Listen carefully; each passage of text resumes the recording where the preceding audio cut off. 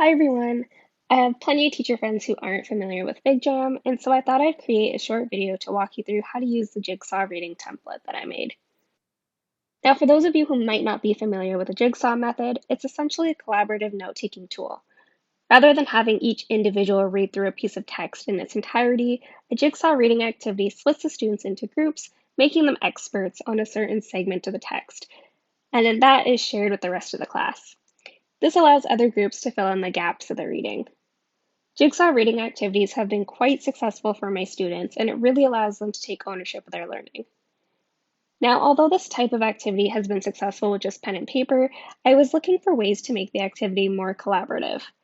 I noticed as well that especially for intermediate elementary school students, finding a role within a group can be quite daunting. So to streamline that process and enhance collaboration and reflective learning, I decided to turn to Figjam. This template is publicly available, and I'll link it in the description below. All you need to do to use it is just click the button from the template page.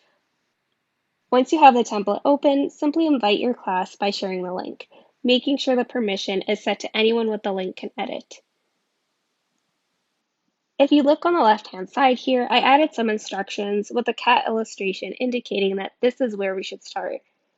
The section in bolded brackets are for you to replace. For example, maybe we're learning about the states of matter in science. The blue arrow indicates where to go next. Here, we can choose our roles. From my experience in K-12 classrooms, students display their knowledge in various ways.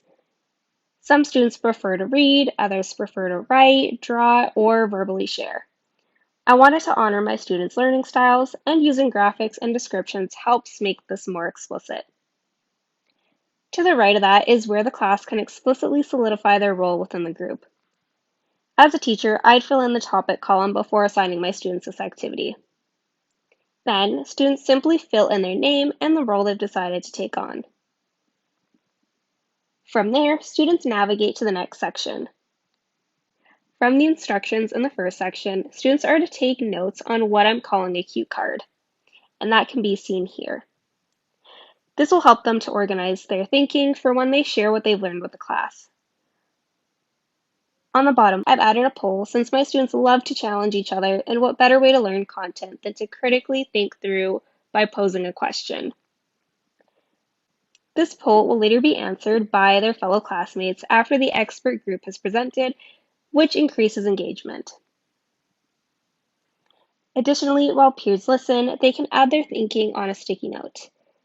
These squares are placeholders for illustrators to add any visuals. Depending on how many topics you have, you'll simply add or delete the other topic sections. Finally, we end with a self-reflection component, which is currently hidden. So to make this visible, you'd simply click on the little eye icon, and then you could make that available at the end of the activity. In this section, there's a Likert scale for students to assess how they contributed during the activity.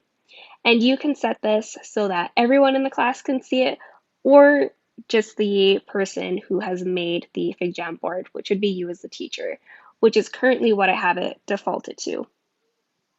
And I also have an option over here for students to make a comment so that they can elaborate on their experience further. And that's it. I love finding ways to increase engagement with my students, and I really enjoyed creating this template. I hope this video was helpful to understand how to use it. I'm always open to feedback, so if there's anything that you'd like to share, please let me know. Thanks for watching.